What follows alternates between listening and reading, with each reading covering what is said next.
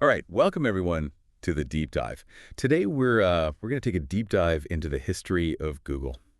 Ooh, Fun. Yeah, it's going to be a big one. huge. It's Google, right? Like I feel like everybody uses Google every day. Yeah, I mean, it's how we internet, basically. Pretty much, yeah, for better or worse, right? Yeah, exactly. But we've got a really fascinating set of sources here that really go through the whole story of Google. Like right from the very, very beginning when they were, just a couple of guys with an idea Some guys in a dorm room. to Yeah. this global, you know, powerhouse that they are today. And what we want to do in this deep dive is not just sort of like go through the timeline of like, oh, this happened then and that happened then. Right. It's more about like, what were the really important things that happened? What were those like aha moments? Yeah. The decisions, the products, the sort of like almost accidents along the way that turned Google into the Google we know today. Yeah, like what were the things that other companies missed or, didn't do that they did that made them so successful? Exactly. And I think there's a lot we can learn from that, even if we're not, tech giants ourselves. Absolutely. So let's start at the beginning. Yep. September 4th, 1998. Big day. That's when Larry Page and Sergey Brin, who were at the time PhD students at Stanford University, officially launched Google. Hmm. Now, it's not a coincidence that they were at Stanford, right? Yeah. I mean, how did that environment sort of like spark the whole thing? Well, I mean, think about it. They were PhD students, so they were already deep into research and exploration. Right. And their initial work on what would become Google, it started as a research project at Stanford. So they weren't like, sitting in their dorm room being like, we're going to make $1 billion. Not exactly. No. They were actually trying to solve a problem. Yeah, exactly. And they had access to, all these resources at Stanford. The servers, the libraries, the whole academic network, it all played a part. And probably most importantly, they had this sort of like freedom to experiment. Yeah, the intellectual freedom to explore ideas without the immediate pressure of, needing to make a profit right away. Right, which I think is so crucial, right? Like sometimes the best ideas come from just playing around and seeing what works. Absolutely, and that's where that academic environment can be so valuable. So what was the problem they were trying to solve? Well, this was the late 90s, right? The World Wide Web was still kind of new, Yeah. growing super fast. Super fast.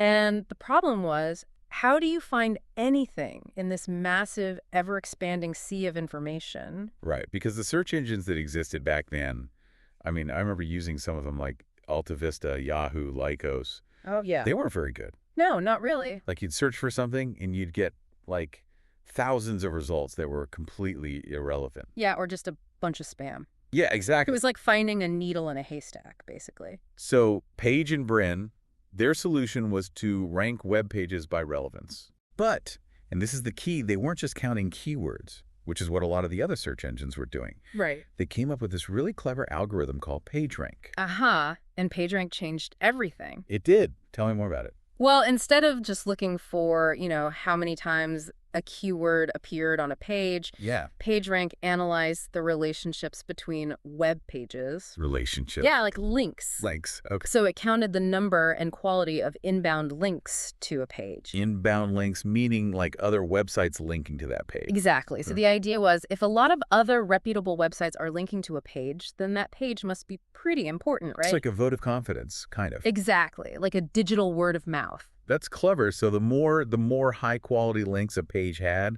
the higher it would rank in the search results. Precisely. So even back then, they were thinking about like the quality of information, not just the quantity. Absolutely. And that focus on quality was a major differentiator for them. So, we've got this groundbreaking technology. Hosted on Stanford servers at the time, by the way. Oh yeah, I forgot about that. Yeah. Like they were just using their university's resources to run this thing. Which is, kind of amazing to think about. It is. But there's another fun fact about the early days. What's that? The original name wasn't Google.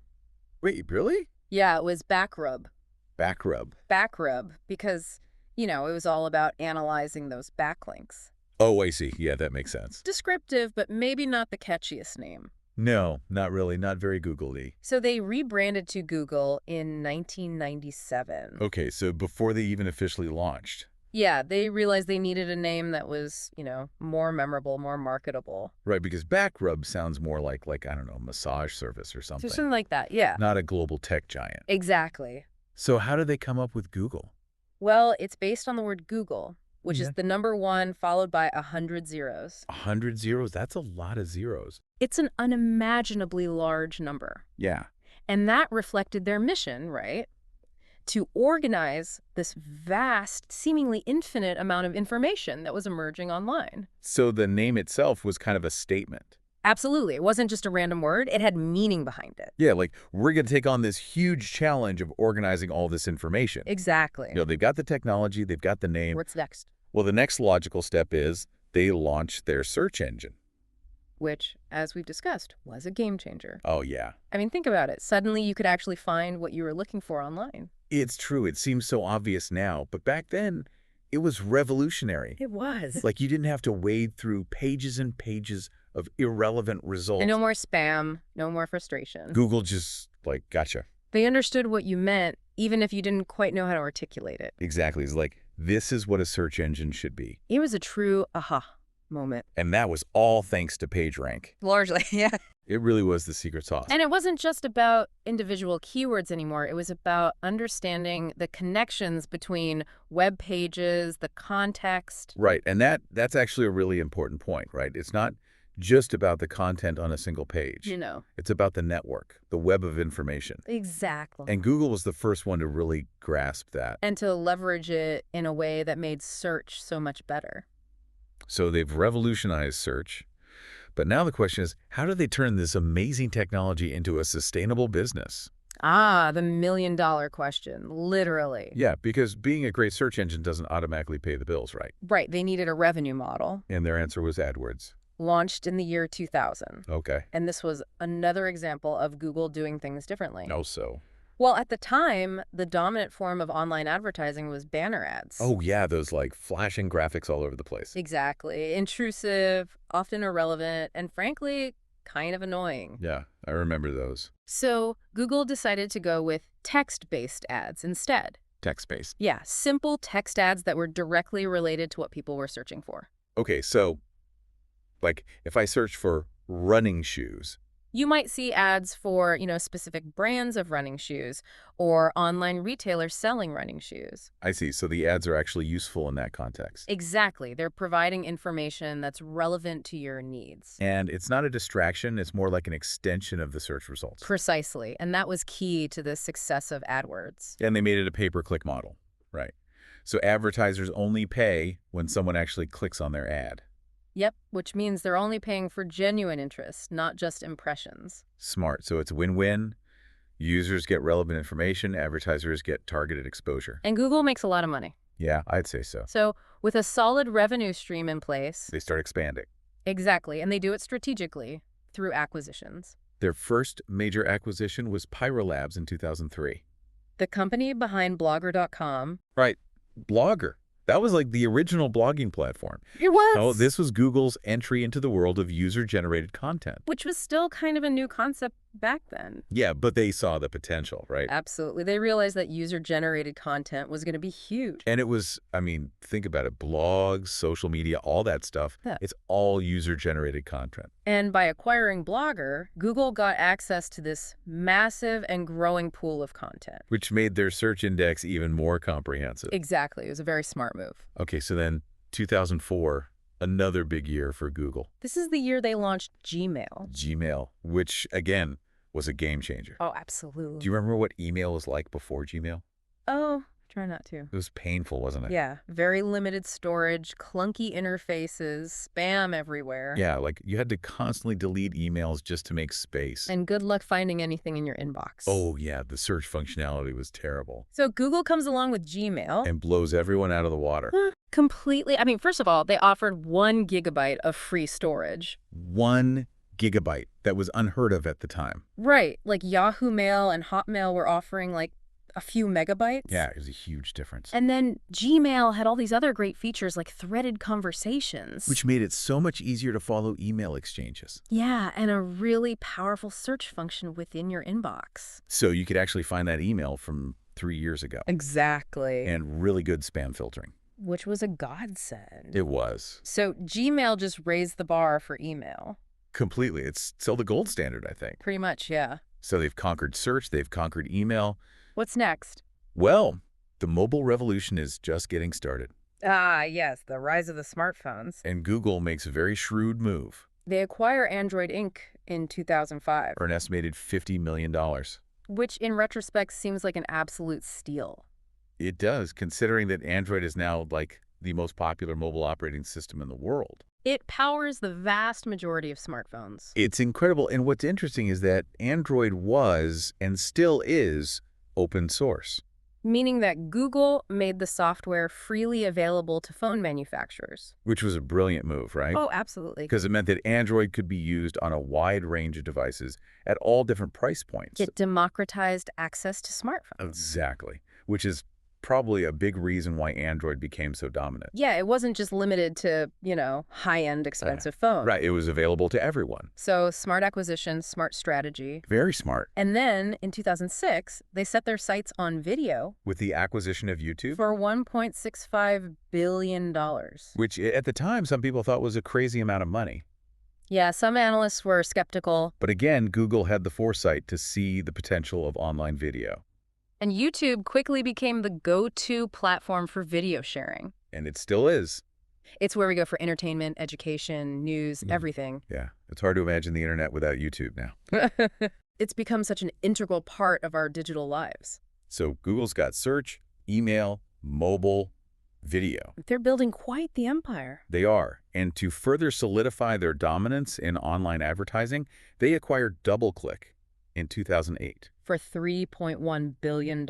This gave them a much broader reach beyond just search ads. Yeah, DoubleClick had a vast network of websites that displayed banner ads, video ads, all sorts of ads. So this really cemented Google's position as the king of online advertising. And they also get some very sophisticated technology from DoubleClick. Like what?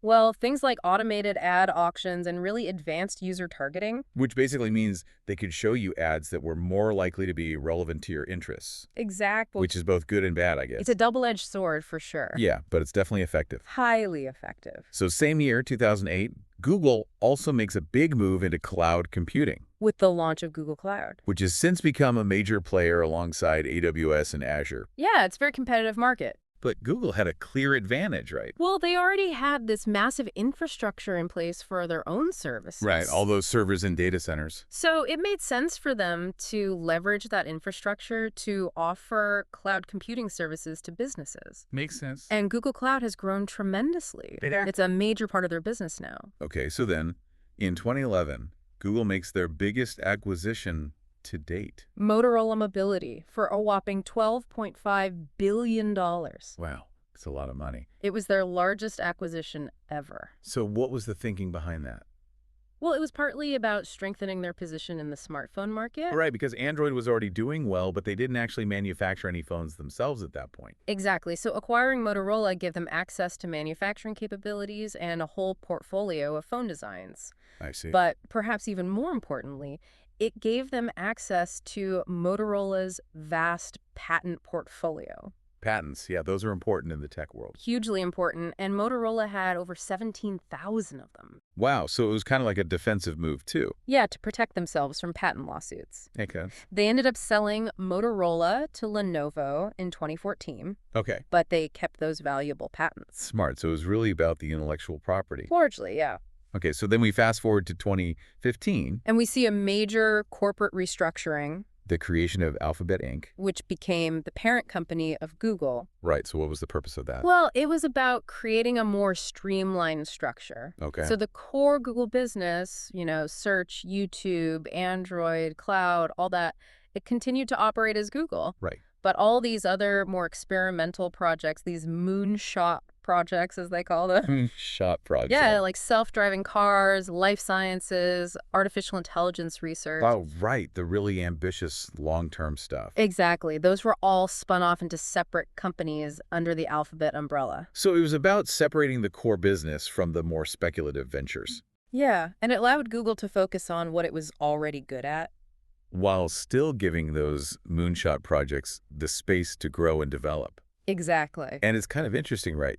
Because Google started as kind of a moonshot project itself. In a way, yeah. Like this crazy idea that these two PhD students had. And now they're the ones funding other people's crazy ideas. It's come full circle. It has. So speaking of moonshot projects, in 2016, Google launches their most ambitious hardware product to date. The Google Pixel smartphone. Finally, a phone designed entirely by Google. From the software to the hardware. It was a statement, wasn't it? Oh, absolutely. Like, we're serious about hardware now. You're not just a software company anymore. And the Pixel phones have been really well received. They're known for their great cameras, their clean software, their integration with all the Google services. Yeah, they're really nice phones. So we've seen Google expand into all these different areas, but what's really fascinating to me is how they've managed to maintain this culture of innovation. Yeah, I mean, they've been around for a while now, but they haven't become stale. Right, they're still coming up with new ideas, new products.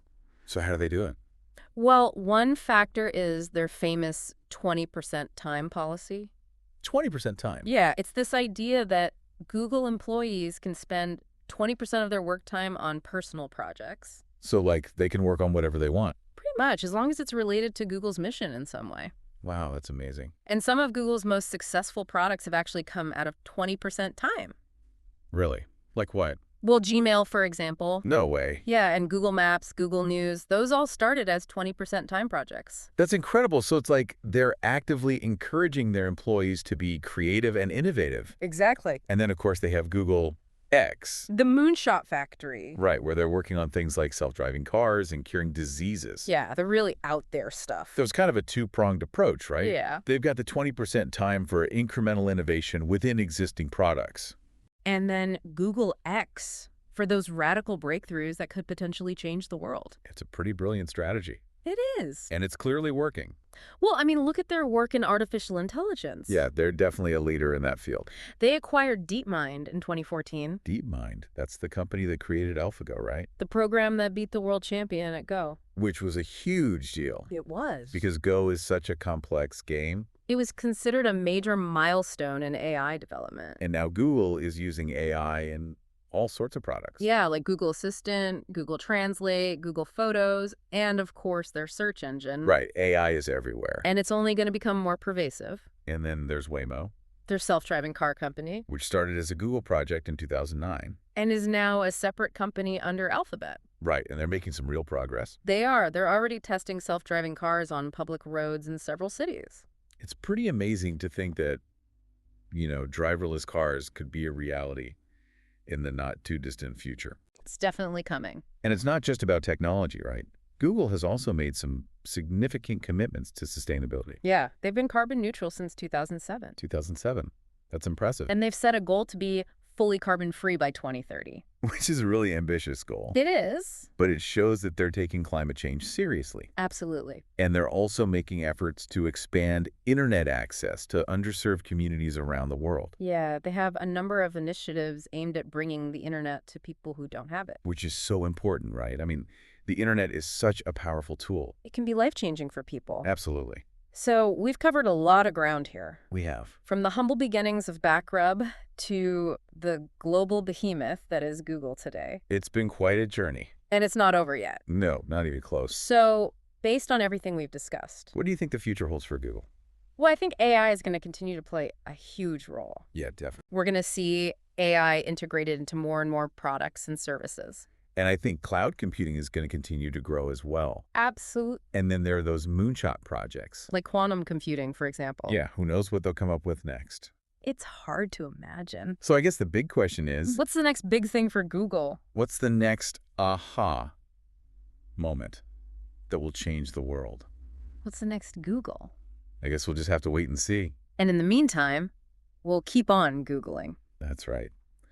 All right, well, that's our deep dive into the history of Google. Thanks for listening, everybody. We'll see you next time.